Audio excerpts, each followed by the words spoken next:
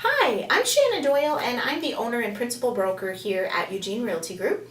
And we get a lot of questions about what costs are involved in buying a home and also when those fees are due and lots of questions like that. So just in case you haven't bought a home in a while or maybe it's your first time buying a home, I thought I would just do a little short video explaining a little bit of what the fees are, when they're due, what they're for, and about how much they are, that kind of stuff. So basically, the fees that are going to be involved in buying a home can be broken into three categories. And the first one is your down payment, which is basically your down payment for the loan. So loans, there's a couple different loans that are 0% down. There's an FHA loan that's 3.5% down. And then conventional loans range anywhere from 3% down to about 20% down or more. You could always put more down. So that's your down payment, and that's not going to be due until the very end of the whole process. So that's not something you have to come up with up front. However, saying that, funds do have to be what's called seasoned, so they do have to be in the bank for a while, but certain types of loans allow for you to receive your down payment as a gift. There's all kinds of different options out there. And I'm actually going to do another video on the different types of loans, so you can track down that video and get a little bit more information on that. So the first category is your down payment, and that's just calculated usually as a percentage of the loan price, or basically your purchase price is what it is. I said the wrong word there. So it's pretty easy to calculate. Then there are closing costs. And closing costs are what can vary quite a bit. That can depend on the type of loan that you're getting, the lender that you work with, and just kind of some of the things in the process. So the closing costs are oftentimes a rule of thumb is about 3% of the purchase price, just to give you a little ballpark idea. But really talking to a lender and going through the whole process, it's going to depend on your credit score and how much you're putting down and different things like that. But closing costs also are due at the very end, so not right up front.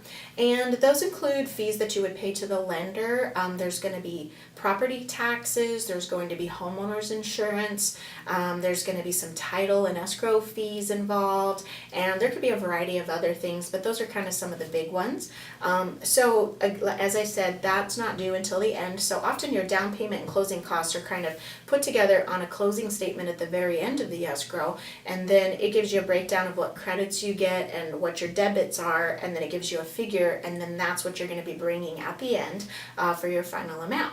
And the other third piece of the fees that you're going to incur is your inspection fees. And these are typically due right up front, or at least in the very beginning of the escrow. So you're usually going to have a home inspection and a pest and dry rot inspection. And a whole house inspection can range anywhere from about $400 to $600, and it really depends on the square footage of the home, so it's based on that. And they go around and they check every, plug and light switch and open every window, and they go up in the attic and crawl under the house, and they really check everything out. And so that's paid right up front at the inspection time, and you'll pay that directly to the inspector. And then the other fee you'll have is an appraisal fee. The lender requires that a third party goes out there who's called a licensed appraiser, and that fee is usually due up front also.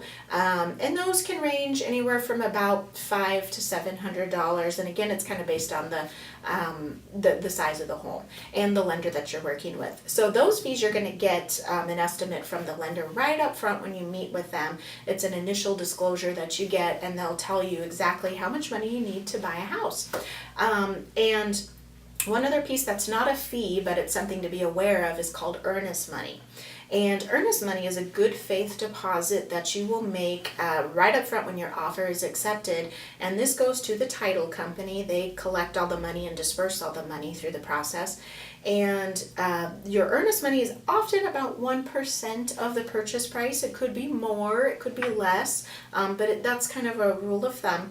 And that money actually goes and you deposit it with the escrow company, and they just hold it through the whole process until you close on the home and get your keys. And it actually will just get applied to your closing costs and down payment at the end, but it is something that's due up front. So if you're budgeting and planning ahead, you'll want to plan on earnest money being the first thing, and then you'll have those inspection fees of the inspection and the appraisal, and then all the rest of the money isn't due until the very end. So I hope that's helpful.